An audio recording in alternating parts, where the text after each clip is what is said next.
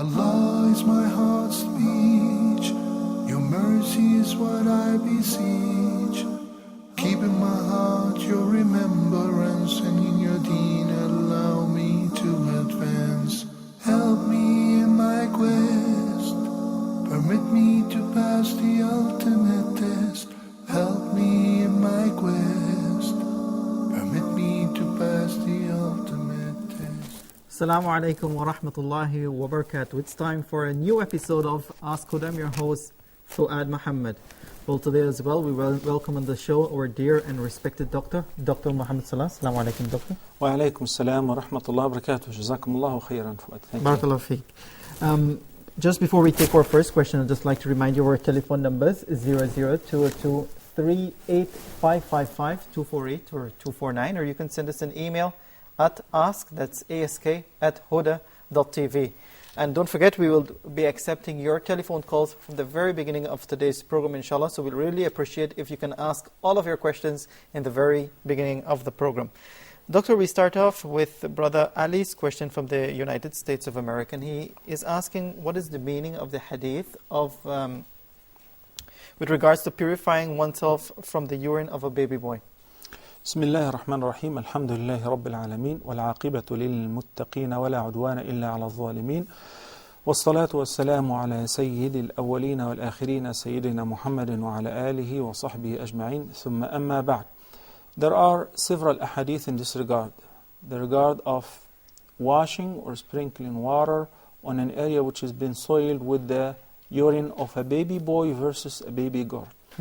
The hadith which the brother is referring to, because he gave the approximate meaning, is collected by Imam Ahmad, Ibn Majah, Abu Dawood and others, in which the Prophet ﷺ said, يُغْسَلُ مِنْ بَوْلِ الْجَارِيَةِ وَيُنْضَحُ مِنْ بَوْلِ الْغُلَامِ. And the meaning of this hadith is that if a baby boy urinated or his urine soiled your clothes, it would be sufficient to sprinkle water on it. You don't have to wash it. Versus if it is a baby girl. Qatada, may Allah be pleased with him, said, with regards to the baby boy, as long as he did not eat the regular food, as long as he's been breastfed, whether by his mother or any other nursing woman. So accordingly, if he's relying mainly on artificial food or artificial milk, then the same case like a girl, that it should be washed. If somebody's clothes or fabric has been soiled with the baby urine, then it must be washed. What is the determining factor when we say that as long as he does not eat a regular food? Yes. That he does not rely on it totally, he's within the weaning age, before the weaning age, the first 2 years of his life. And furthermore, he does not ask for the food. But, you know, at the age of a few months, 6, 7 months, we'll start giving the baby, whether a boy or a girl, a date or a piece of meat or some rice. They may eat it, they may suck on it. That does not mean that they have become completely dependent on eating the regular food. So, as long as he's been breastfed, and he's not relying on the regular food, nor does he ask for it or recognize it, then his urine will be sufficient to sprinkle some water on it, and you don't have to wash it. And Nabi sallallahu alaihi wasallam, that's another hadith collected by Imam Bukhari and Muslim, they used to bring the boys and the girls to him in order to pray for them with the barakah and the blessings. So Qais bint Mihsan, may Allah be pleased with her, narrated that she once brought the Prophet ﷺ a baby boy who did not eat the regular food yet. Yes. And he soiled his lap with his urine. So Nabi ﷺ ordered some water, and he sprinkled the water on his clothes, then he splashed it and he removed it away, and he did not wash his clothes, indicating that it would be sufficient for the baby boy under the weaning age, did not eat the regular food, to just sprinkle water on his urine. Wallahu a'lam. Okay, Jazakallah khair, Sheikh. We have our first caller from Nigeria, Sister Zainab. Assalamu alaikum, Sister. You're live on Ask Huda. Your questions, please. Sister Zainab, are you with us? Okay. Wa alaikum assalam. Alaikum assalam. I asked a question on the last episode about gene position. My cousin has been possessed by gene. Okay. Sister Zainab, we will be answering that question, inshallah, on this episode. So please stay tuned to the program. We also have Sister Mariam from Egypt. Assalamu alaikum. Sister, you're live on Ask Huda. Your questions, please. Assalamu alaikum. Wa alaikum Alaykum assalam. assalam wa rahmatullahi wa barakatuh. I would like to know about boycotting, like boycotting products that will go to help Israel or boycotting American products. I would like to know which country should we boycott, because when we go on the net we find we have to boycott many, many countries. I would like to know which one should we as Muslim Okay. boycott. Okay. Like should we boycott the Denmark and the Netherlands and Germany because of the cartoon of Muhammad sallallahu alayhi Sallallahu wa Alayhi sallam? salatu wassalam. Okay, we got it. boycott? Got it. Got it. Inshallah, we'll try to answer that as well, Sister Mariam there from Egypt. His second question, Brother Ali from the United States, he says that when they're at the airport and leaving his country, he's not sure about the boundaries of his city. Can he shorten the prayers at the airport? Now let me explain a very important thing. We're talking about two different things. We're talking about shortening and combining. Shortening is only relating to traveling. If somebody has traveled the travel distance, and once he steps out of his city limit or move to another city, even before reaching the travel distance, he's allowed to shorten the prayer. The 4 rak'ahs to be only 2. Yes. So if somebody is flying out of Cairo or out of New York, and the airport, JFK is in New York City, so he is a New Yorker, or he's from Mumbai and the airport is right there, then he's not allowed to shorten the prayer because the airport is in the city. Cairo airport is within Cairo, and he's from Cairo, whether from this side or that side. So it is within the city, it's not outside the city limit.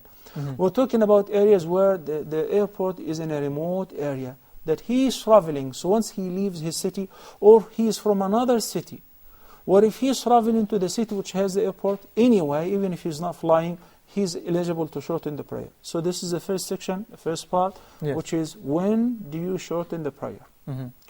The second is concerning combining the prayer.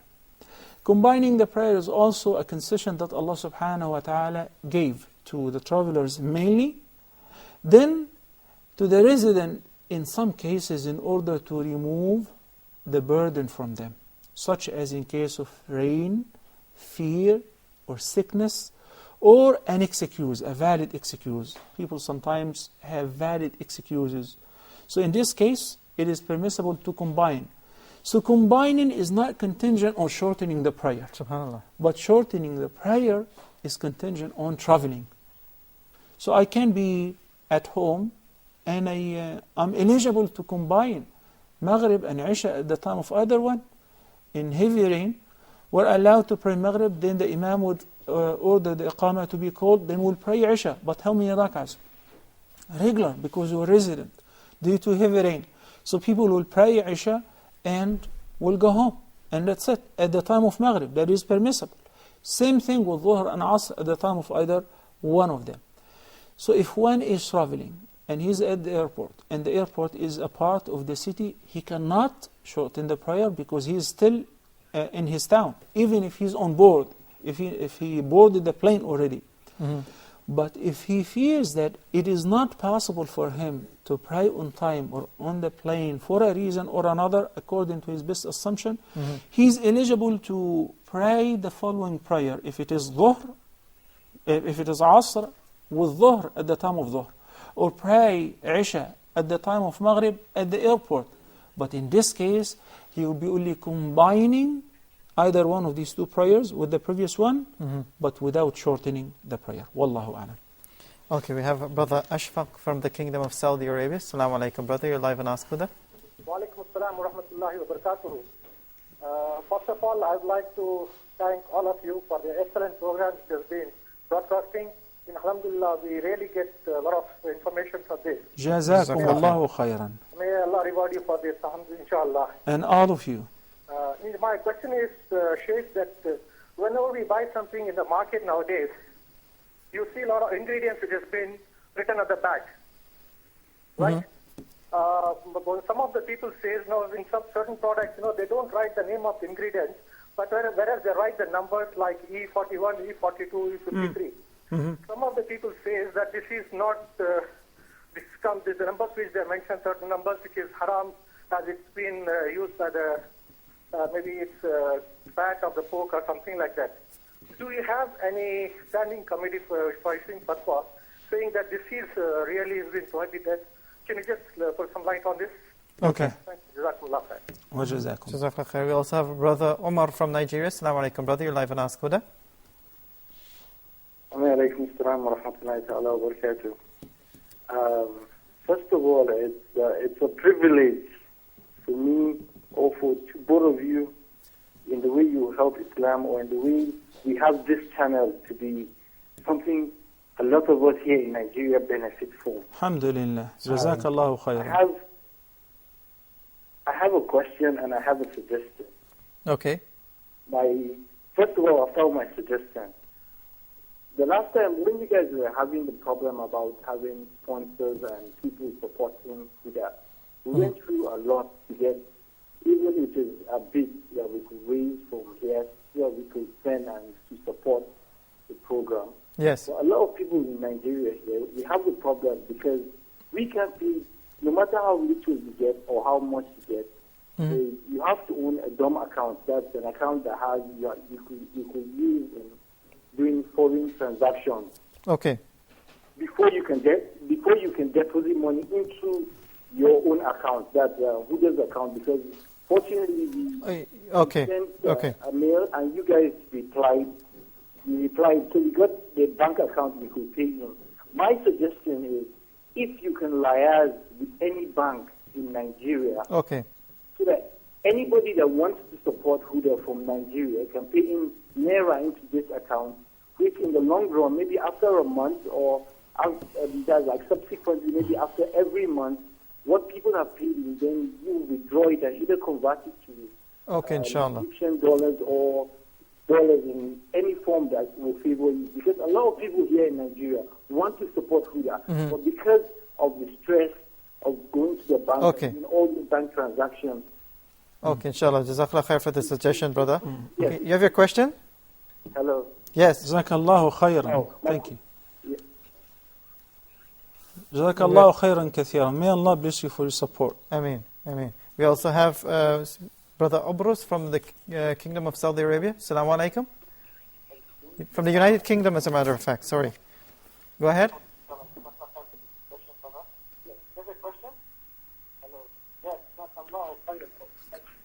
Hello? Hello. Yes, go ahead, brother. Okay. Okay, I think, can you turn down the level of your television, please, brother? No, I'm Ibn Idris from UK. Okay. Go ahead with your question, please. Okay. My question is this. My question is very important because it has to do with not only life and death, but it also has to do with... Okay. My question has to do not only with the issue of life and death, but it also has to do with the issue of Al-Jannah or hell. Mm-hmm. Okay.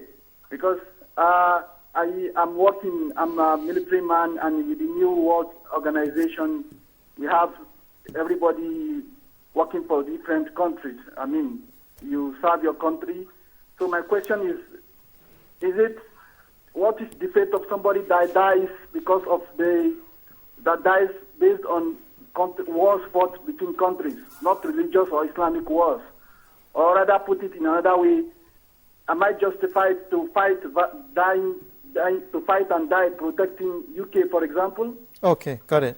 Jazakallah khair, there, Brother Ambrose, there from the United Kingdom. Brother Ali as well asked Doctor that if he can buy a car using the APR system, which is zero interest, and the system is designed in such a way that you pay within 5 years. Well, if it is financed by the owner, it is permissible as long as there are no hidden conditions, such as that after a couple of years or after 5 years, this is what I asked him last episode, that you will have to pay an interest rate that much if you fail to come up with the full payment.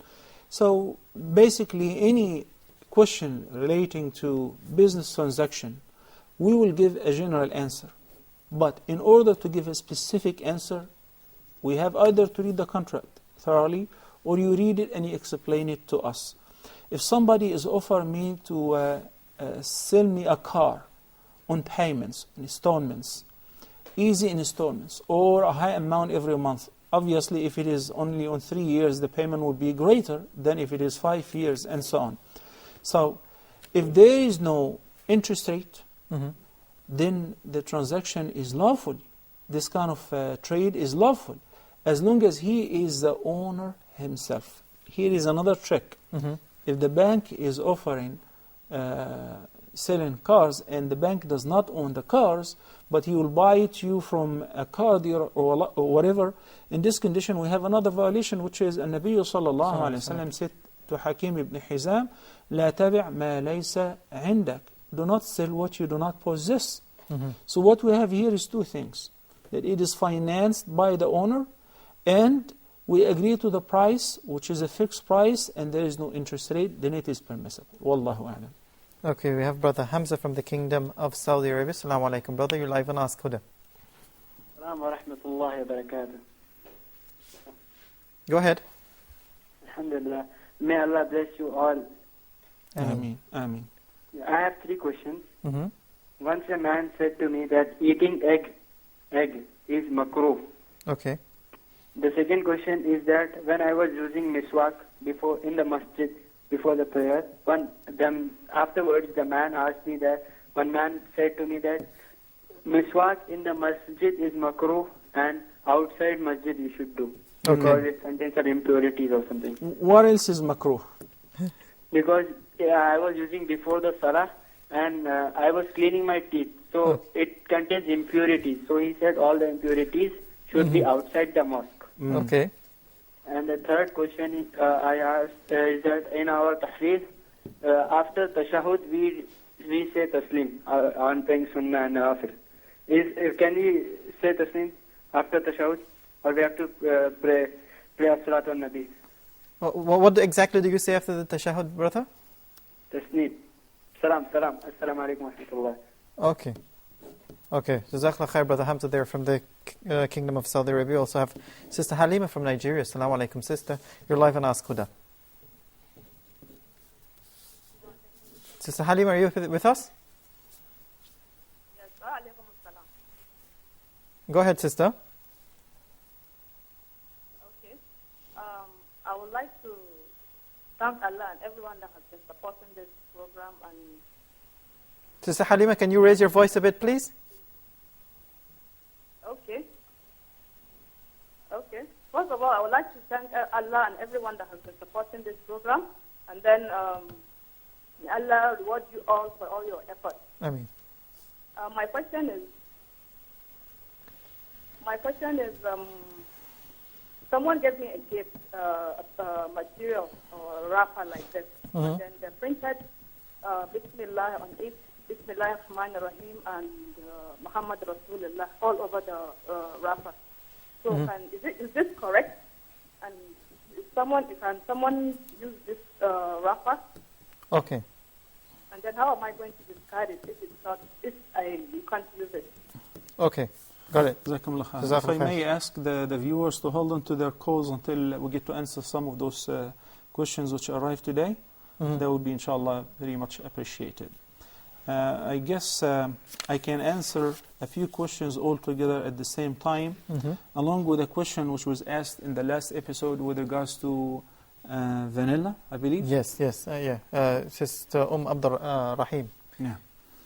Since there is another question today was asked about food ingredients and the symbols that sometimes we read on the label of the cans or the food packages. First of all, the vanilla is a flavoring essence that is extracted from a plant known as vanilla, grown mainly in Mexico. That essence comes in two forms. One which is a real seed pod extract, that's extremely expensive, and the other one is a synthetic vanillin dissolved in ethanol. Okay. Ethanol is a type of alcohol, and it's not just any type. It's not like the alcohol which is in perfumes. This ethanol is the pure alcohol, which is the best type of alcohol or alcoholic beverages. This is the alcohol which if you drink it, you really get high, intoxicated, and so on. So it is definitely prohibited. So if the vanilla is present or extracted and dissolved in the ethanol, or we buy it as a liquid, then obviously it has a high percentage of ethanol or alcohol in it. We're not allowed to use it. Vanilla is known to be used as a flavoring essence in food and sweets and stuff like that. Then it will not be permissible for us because it is najis. Yes. And we must avoid it. As far as if it is in the form of powder, yes, it was extracted through maceration and being boiled along with alcohol, ethanol as well. But some of the majami' al-fiqhiyya and the fiqh committees said by al-istihala, transformation, that alcohol had been evaporated, does not have any of the remnants in it. So they say accordingly, it is permissible because heating had evaporated the volatile ethanol, and there remains only the active ingredients in the powder, which is vanillin, and it is permissible. This is one of the views. There are some other extremes who say that it is totally prohibited because it was contaminated with impurities. Then whether in powder or in liquid or in alcohol, you cannot use it. But I'm presenting the two views there. So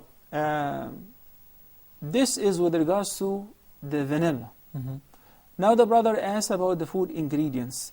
We were facing, and we're still facing, I guess, something very strange where one brother or one sister would read here or there or receive an email, then would send it in mass, in hundreds, in thousands to everybody.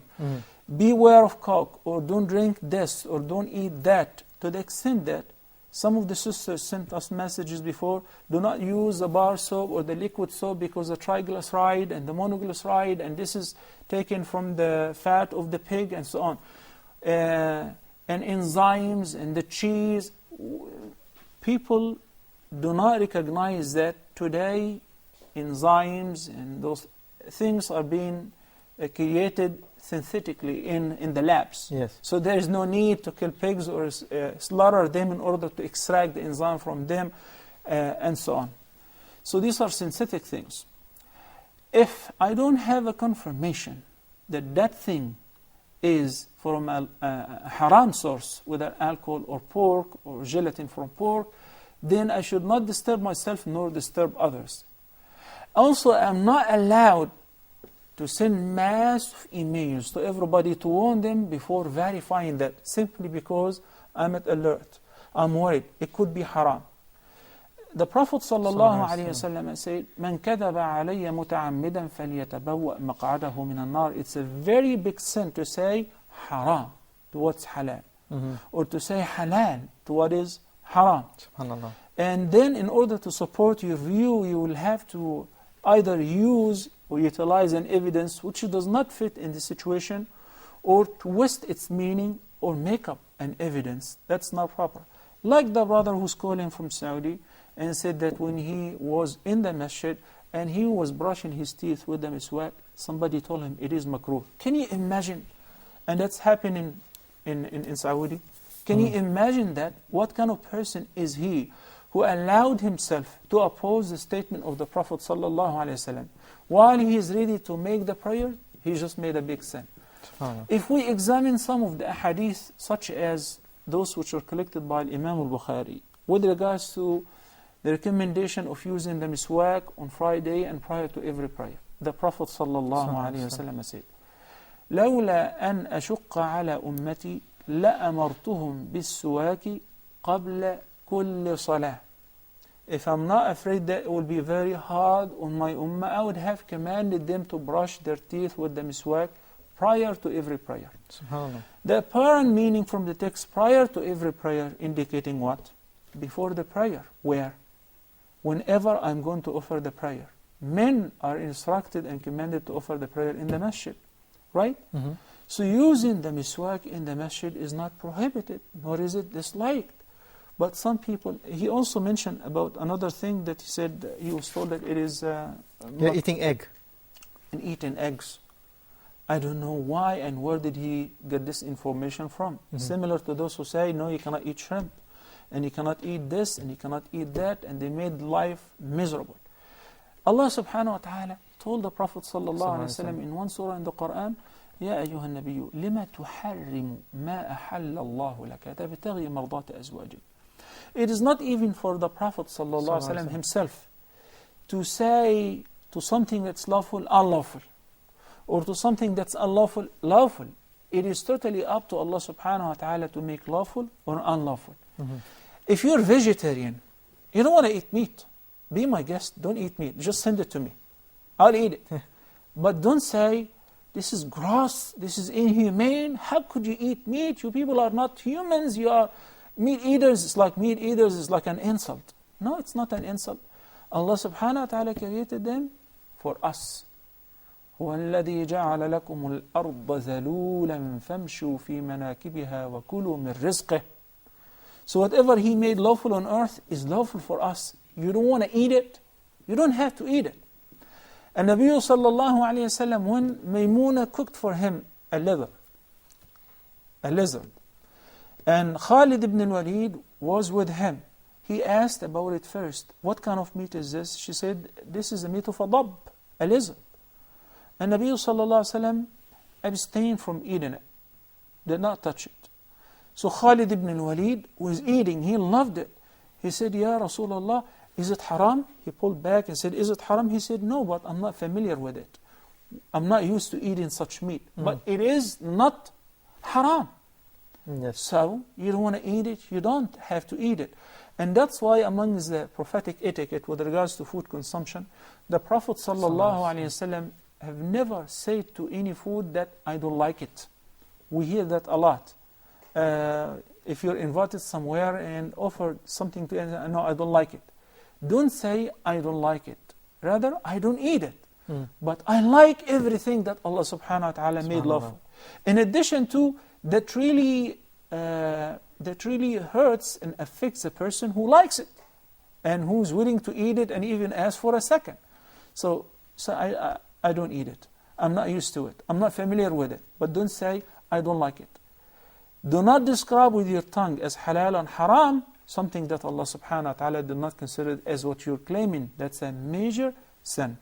So with the labels on the food, in every Muslim country there is a Ministry of Agriculture, Ministry of Medicine.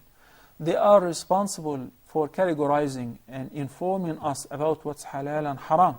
Some Muslim countries are very, very strict in this regard. One country I have to praise in this regard, United Arab Emirates, do not allow anything that has gelatin, for instance. I'm talking about medication and about food, which is a good thing, especially in medication. So you buy it, you take it with comfort. Especially the alternative is there.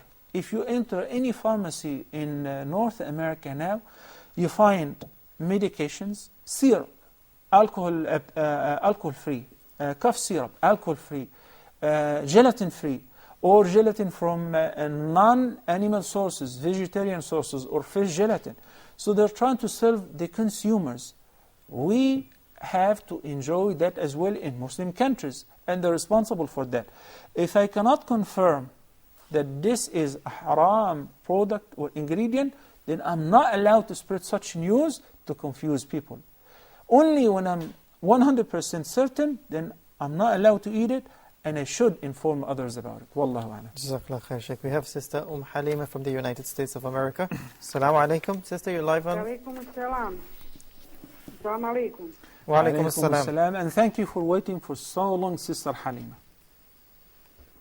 Okay. Go ahead, Sister. Yes. I'm Fatima from United States. Okay. I want to ask the Sheikh. Go ahead. Okay. I want to ask Salam alaikum for you and for the Sheikh. Wa alaikum assalam wa rahmatullah. And I want to ask about, because I watch you on the internet, over internet in the United States, but I can't reach your episode, a new episode on this year. I don't know exactly. I can reach you. I like to watch, but I can reach you. Okay. Can you tell me about that? Just for example, which day and what time I can watch you? Because it's a 9 hours. So I don't know if you are in the Egypt. I think so 8 hours. They are different. Okay. Yeah, that's all. And assalamu alaikum wa rahmatullahi. We also have Sister Mariam from Nigeria. Assalamu alaikum, sister. Wa alaikum salam wa rahmatullah. Please, I just want to find out, there is the Islamic hijab. Must it be a single cloth from head to toe, or can someone wear a long shirt and then the hijab on it? Okay.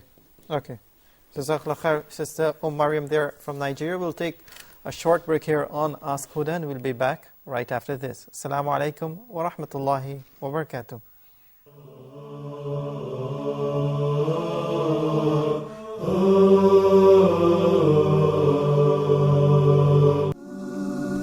If you're 18 or if you're 80, if you've been Muslim for 50 years or 5 minutes, this is a show for you. You know, when 5 times a day our foreheads touch the ground in prayer, we beg for what's most important in our lives. We want to be good people, better Muslims. We want to serve Allah Almighty with all our hearts. In this show, Let's Talk, every week we're going to talk about Islam and life, how to relate with other people and how to serve Allah. We'll have studio guests, we'll have a live studio audience, there'll be an email for you to write to, talk@huda.tv. So if you're looking for something different, looking for something that will make you think, maybe even touch your heart, this is the show for you.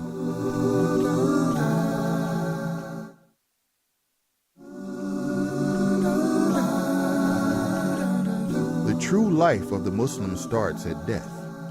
If you wish to enhance your knowledge of the Islamic perspective on the hereafter, this life doesn't go on forever, but we do so little to prepare for it because most of us don't know what happens after this life ends. If you want to be amongst those who know, then join us every Saturday at 1930 GMT for the inevitable journey.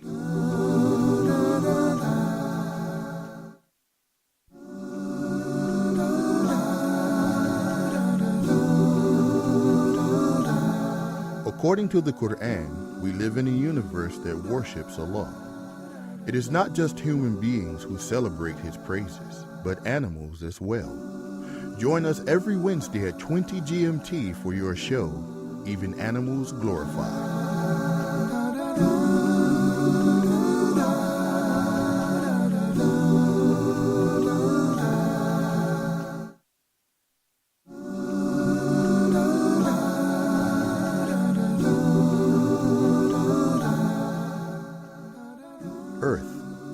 The human heart, greed, exploitation, hatred, all diseases of the heart. For the cure, join Huda TV every Sunday at 20 GMT for Moments for the Heart.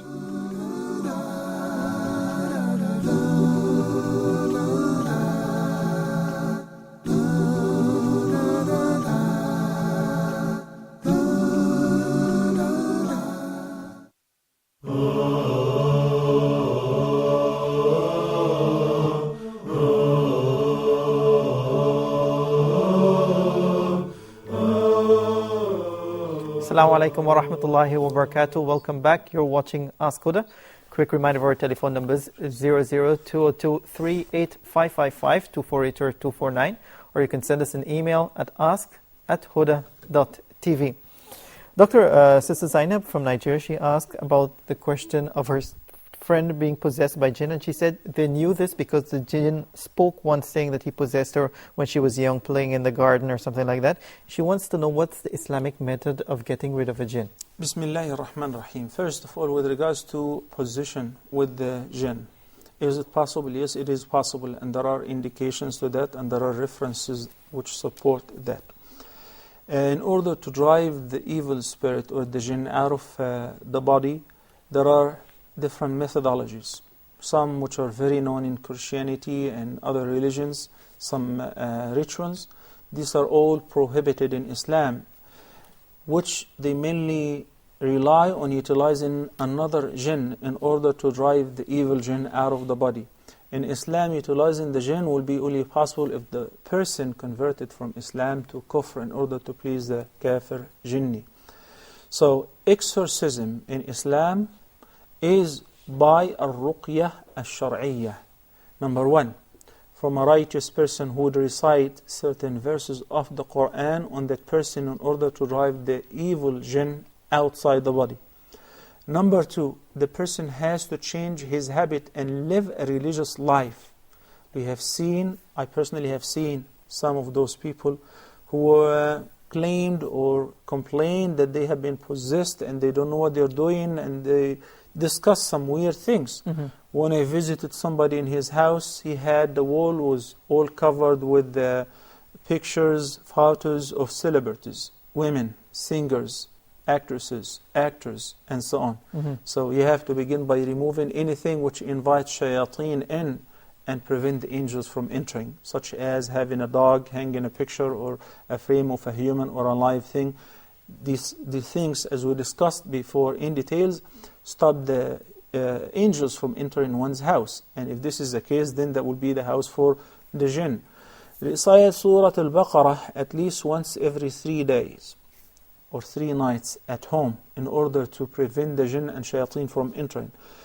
Make it a routine that before you go to sleep every night you have to recite Ayat al-Kursi.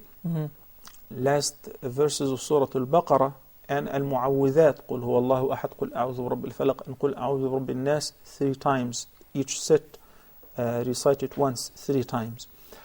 And make sure that you pray on time. Make sure that you're not listening to music, you're not watching things which would please the shaitan. Living such a religious life and being a religiously committed person would help you to get rid of this position. There is a very important notice which is worth of mentioning here, brothers and sisters, which is not everybody is experiencing some migraine or headache, or he failed in his tests, or was not accepted nor selected in the job, or had a car accident, or was not able to get married, or his wife cannot conceive. Right away we say, it is the jinn. He's been possessed by the jinn. She's been possessed by the jinn. Or. And Nabi sallallahu alayhi wa sallam said, Tadawu ibad Allah. We should seek medication and remedy. It could be some physiological illness. It could be some psychological illness, which we call it in psychiatry disorder. Not necessarily every time it's the jinn. So we have to visit. If you think that you need to visit a psychiatrist, consult a psychiatrist, consult a physician, see exactly what's going on. There is a disease which is called epilepsy, right? Many people, they think that epilepsy, if the person is epileptic, then he's possessed by the jinn. That's not necessarily the case. And there is a medication which would control the fits and slow it down, or even if the person is taking the medication on a regular basis, would avoid the fits and the seizures. So we have to consider all factors, not right away say the person is possessed by the jinn. Furthermore, I would not invite a person to give ruqya or recite the Quranic verses and the supplications on me or one of my family members if this person is charging money. I have to find a religious person who's doing this for the sake of Allah subhanahu wa ta'ala, not taking it as a job. So if he walks in and he recites and he finds a person very normal, he will tell him that you're normal. But if somebody is doing this as a business, I bet you, if the person is normal, he's going to tell him that you have 2-3 jinnis. In order to take each one out, it will cost you that much and will drag you and will make your life miserable. Only when you are living in the guidance of the Quran and the Sunnah, we have a delightful life, because every problem has a solution in Islam. Wallahu a'lam. Okay, Jazakallah khair. Sister Ahmed from Qatar, she said that she knows a sister from the UK, and she said a man from Southeast Asia, he married a woman before this marriage. He proposed to her friend actually, but before this he married a woman from the UK on a contracted marriage in order to get a permanent residence. She wants to know if this is acceptable in Islam, and is it upon him to inform the sister he's getting married to? So basically, not to confuse the viewers, the question is regarding marrying a woman in Europe or in the States in order to get the papers. Yes. Residency. That's not permissible. Marriage is marriage. ومن آياته أن خلق لكم من أنفسكم أزواجا لتسكنوا إليها وجعل بينكم مودة ورحمة إن في ذلك لآيات لقوم يتفكرون. This is the wisdom behind marriage in Islam, in order to find repose in your spouses, in order to live a happy and delightful life based on love and compassion and mercy. But one who marries with the intention of divorcing, or with the intention of enjoying the free ride, or having a sugar daddy or sugar mommy, or in order to get residency, these are all illegitimate reasons. One should fear Allah subhanahu wa ta'ala and understand this. Allah subhanahu wa ta'ala knows what's hidden in our hearts. Okay, Jazakallah khair. We have Sister Faitha from the United Arab Emirates. Assalamu alaikum, sister. You're live and ask with your questions, please. Wa alaikum assalam. I have 3 questions though. I was born in a Christian family, but alhamdulillah, for 3 years now I have converted to Islam. Now, my first question is, I was born using my left hand when I'm writing. So until now, I'm using my left hand. Am I committing a sin? Because it's very difficult for me to change it using my right hand. In writing, in working, if you're left-handed, this is something natural. The center of controlling that in the brain is different than others, and Allah created you this way. It is possible, it is permissible for you to use left hand, but only in eating and drinking. You should train yourself to eat and drink with the right hand. This is the instruction of the Prophet sallallahu alaihi wasallam. One must eat and drink only by the right hand. Okay. And my second question is that I've been married for 3 years now, and is it permissible for us and for me and my husband to consult an infertility doctor to help us conceive, or should I just leave it to Allah? You should. Not only it is permissible, and it is recommended that you should really consult a female gynecologist or a female physician in order to assist you in this regard. And perhaps it could be a very minor thing, regulating your relationship, regulating your eating habits. They know better, and they will be able to assist you better. So, as I just mentioned earlier, the Prophet ﷺ said, Allah did not make any disease without a treatment. So seek the remedy. If you have a Muslim female physician, consult her. And perhaps, inshaAllah Azza Jal, along with the istighfar, and if you have a chance to drink from Zamzam water with a very strong will that Allah subhanahu wa ta'ala is able to do all things, and ask Allah to grant you a goodly offspring, soon inshallah you will give us the bishara and the good news. Inshallah. Sister Faisa, you had a third question? Only a simple one. You mentioned before that we're not supposed to hang anything from the wall.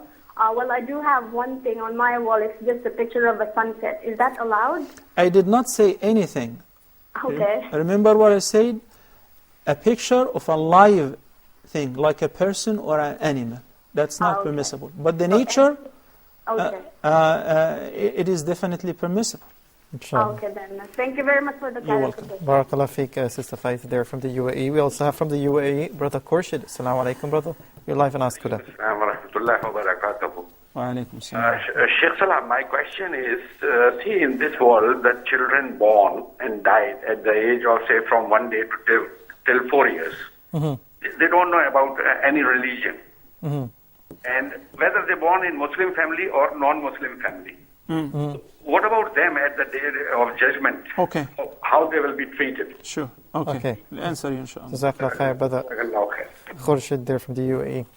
Abdul Rahim asked that he said her husband threatened her to divorce her if she checks his calls and messages on his phone. She said, but however, after a while, he told her to check the messages and the missed calls. This is a message to Abu Abdul Rahim and to every brother whom Allah subhanahu wa ta'ala honored by giving them this control over the word divorce. He gave it to men because their wives, they would only use it whenever it is really necessary.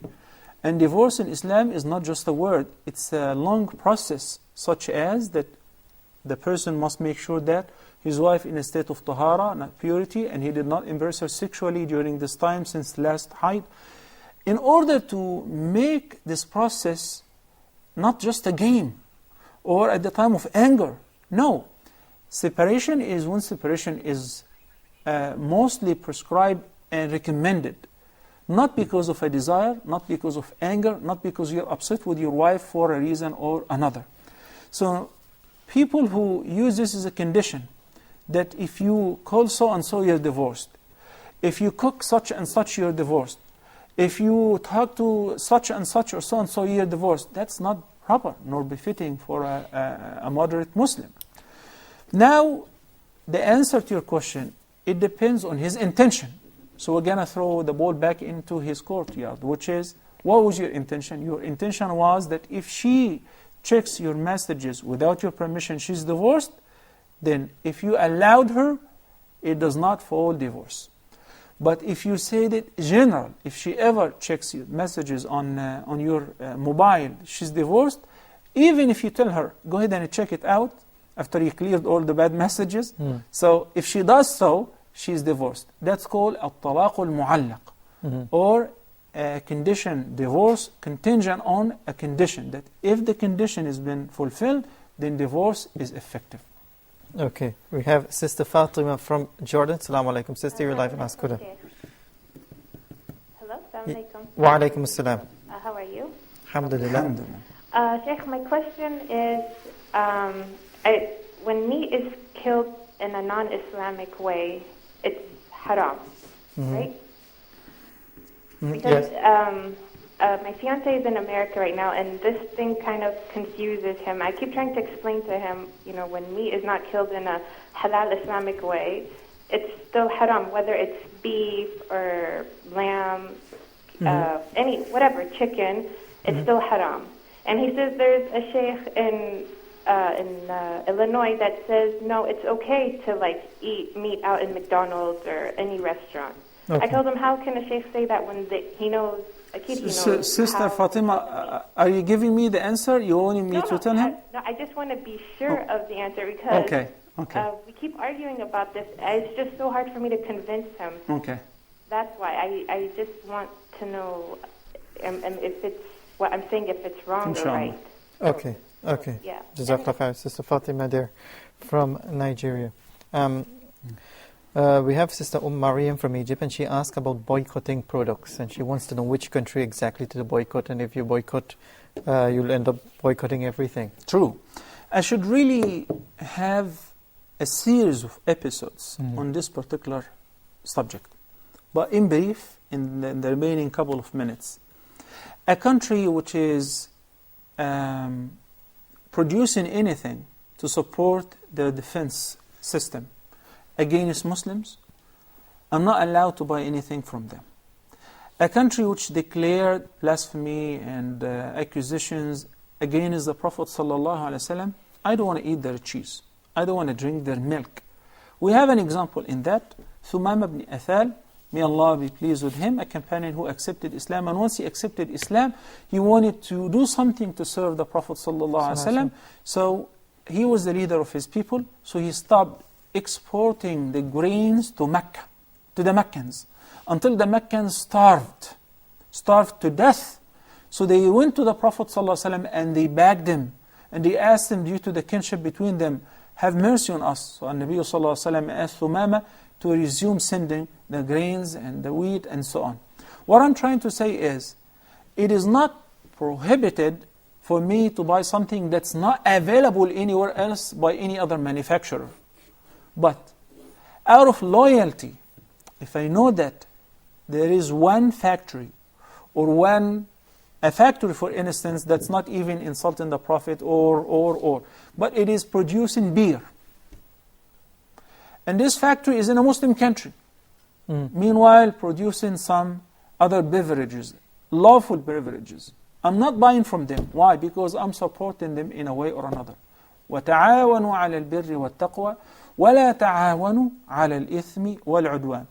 So I find myself obliged when I have the choice, when I have two products, one which is from a Muslim country, and one from whatever, imported from other country, which declares their enmity against Islam and Muslims, then my choice will be directed towards the country, the product which is produced either by a Muslim country or by another country that's not opposing Islam and Muslims, nor declaring enmity against our deen.